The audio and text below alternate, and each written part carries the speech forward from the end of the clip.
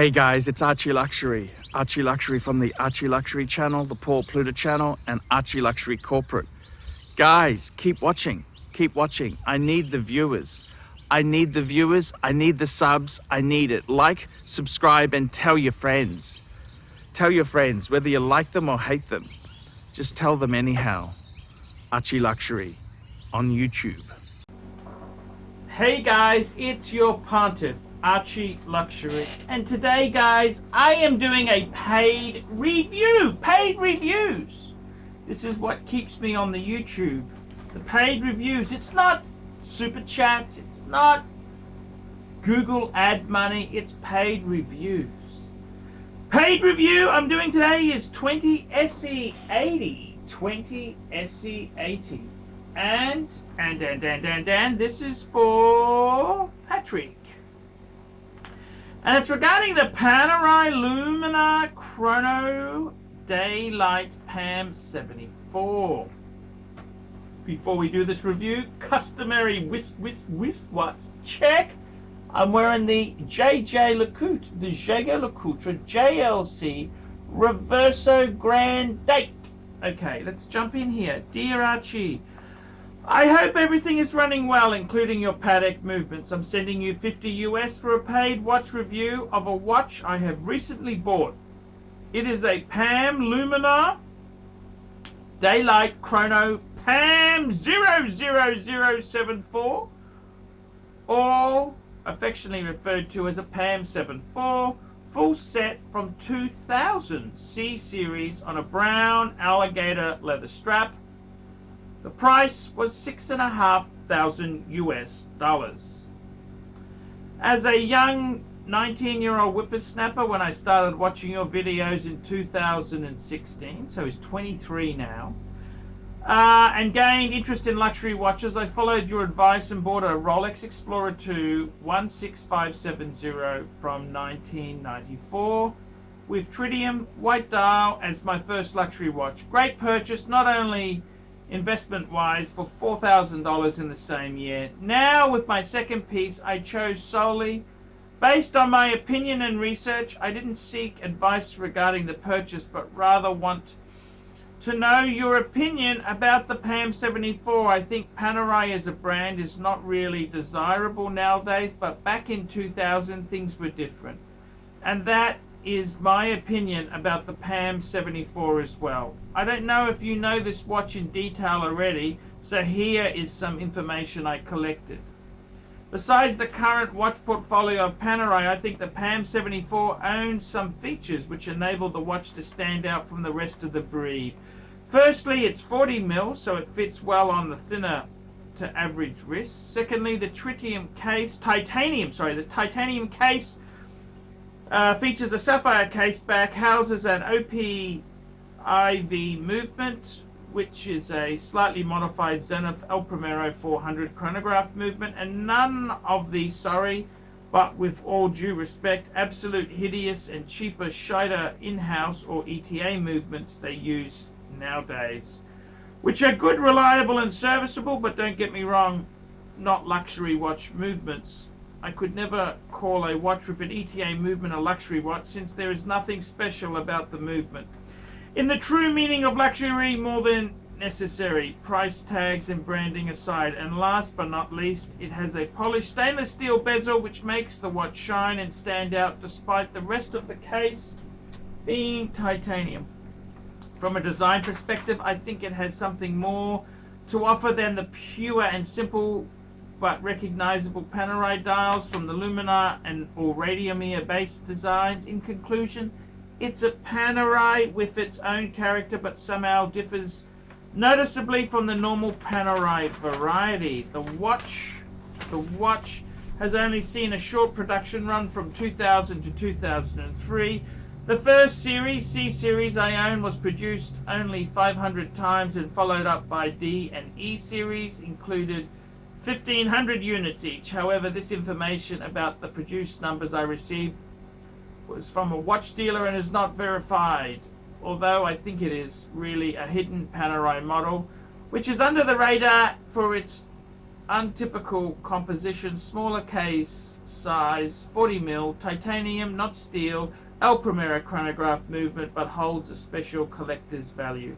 I'm looking forward to hear your opinion. Wish you all the best. Stay safe. Best regards, Patrick. P.S. Keep on doing your vids. I really enjoy them, especially the fact you are getting your back to your old form again, more distinguished and elegant with a responsible and entertaining amount of swearing. So I gotta tell you, what do I think of this watch here? I gotta tell you, there's pros and cons. I've got a picture of it. I just looked at this watch when I did the review, and I'm normally not a fan of chronograph divers, but it does look nice. It does look nice. I've got to be honest with you. It is a nice looking watch.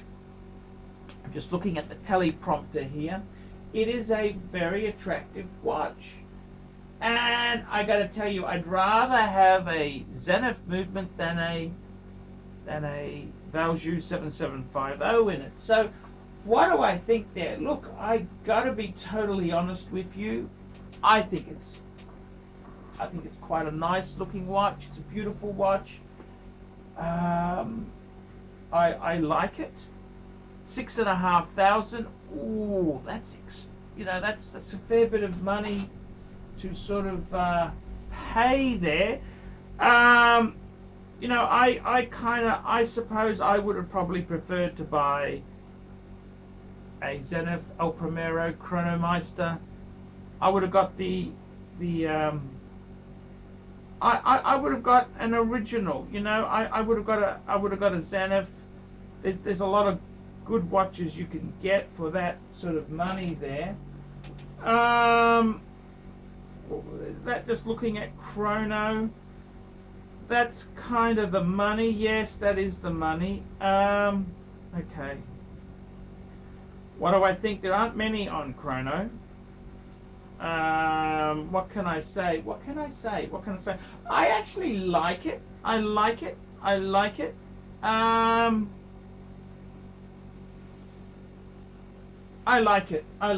do like it. I like the look of it. I think it is an interesting watch. I love the fonts that they've used for the Arabics on the dial. I love the hands. I love the leather strap on it. It looks very cool. It's a cool looking watch. Would I have bought it? No. I would have probably got a Breguet. I would have got a Breguet or a Zenith. That's what I would have done. But now that you've bought it, it's always good to ask for this advice before you buy, not after. But now that you got it, it actually is quite a nice looking watch. Would I buy one for $6,500 US? No, I wouldn't. I wouldn't buy one. But now that you've got it, it is actually cool. You've got the Explorer. The Explorer you've done really well. And this here, it is a nice. If you really like it, I think PAM's the best size for a PAM is 42mm. That's what I think the best size is. But if you love this watch, it fits you well. It's cute. It's very cute. Has it got huge collectability? Is it going to be a star? Probably not. Did you mention if it was box papers and everything? Did you? I hope you got full set. Yes, you did, full set. I can see the attraction. Okay, I will say that I can see the attraction. I like it. I do like it. It is a nice Panerai. It is really nice. It's very, very, very nice. It is a nice watch. Would I have bought it? No.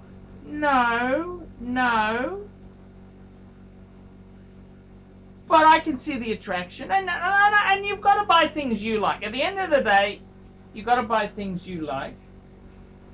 You bought it pre-owned. I don't think any of these PAMs are really that collectible, but you raised some very good points there. It's a smaller PAM. It's titanium. It uses a Zenith movement, which Rolex Daytonas use zenith movements. You know, the first automatics, the automatics was, before that they used a Valjoux, then they used the Valjoux 727, then in 1988 they went to Sapphire, and they also made it automatic. They went to Zenith, the Zenith El Primero. So in all honesty, I think it's got some, it does hold, look, it's not a terrible piece. I think it's beautiful. I think it's a beautiful looking watch. 6.5. I probably, if it was me, I would have probably bought another Rolex, played it safe, but it is a cool watch. I got to tell you, it is beautiful. You sent me a beautiful photo, and that helps me form the opinion. It is cute. It is very, very cute. So I think it's not a terrible. You got, at the end of the day, you got to buy things you like. Okay, you got to buy things you like. And look, do I think it's got much investment potential? Possibly. If I was putting money on something, I wouldn't have bought this. I would have probably bought a Sub No Date. I would have bought an Explorer one. They'll probably hold better. But it is a Zenith movement PAM. It is funky. It is funky. You've got the Rolex. Yeah, it's an interesting piece to have. So I got to be totally honest with you. You've got a full set one. That's really good. I don't know much about this the different series. PAM releases far too much stuff. I think they got bitten in the bum. They got bitten in the bum for doing this, and it kind of serves them right. But what do I think? I think it's actually a beautiful watch. It is a cool watch. It is cool. It is nice. You like it, and I do like it too. Would I buy one? No, I wouldn't. For $6,500, I'd probably buy a Zenith El Primero Chronomeister 1969. I'd get the original or the open heart, or I'd buy a Breguet. But I do like it. I don't normally like diver chronographs, but if I was to walk on that side, I can see it. I can see why you like it. So, interesting piece. I think it's sometimes in watch collecting, you buy things that you like. It's a lot of money. 6.5 is a fair bit of money. I'd have preferred to have bought something else. Yeah, I'd think a Breguet would be nicer, or a Zenith El Primero Chronomeister 1969. That's what I would have gone. But let's just back the truck up. It is cool. So I'd give it a 6.5 out of 10. That's what I'd do. So yeah, I like it. I like it. I don't know. I wouldn't buy one myself, but I get it. So yeah, it's kind of, borderline. Okay, guys, that's a review. Guys, get a paid review. This is how I survive, man. It's paid reviews. It's not YouTube, Google ads. It's not it's not super chats. It's paid reviews. Paid reviews is what keeps me on the tubes. Without this stuff, I'd sink. So guys, help us out, and I will see you in the next one. Hi guys, ArchieLuxury, and who do I recommend in America? Who do I recommend for quality pre-owned wristwatches? David SW. Go to davidsw.com. He is the best, the greatest pre-owned dealer in all of the United States of America. David SW.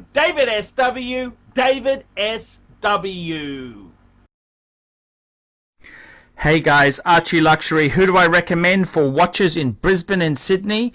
Vintage Watch Co. That's correct. Vintage Watch Co. in Brisbane Arcade in Brisbane and the Strand Arcade in Sydney. Vintage Watch Co. Brisbane and Sydney.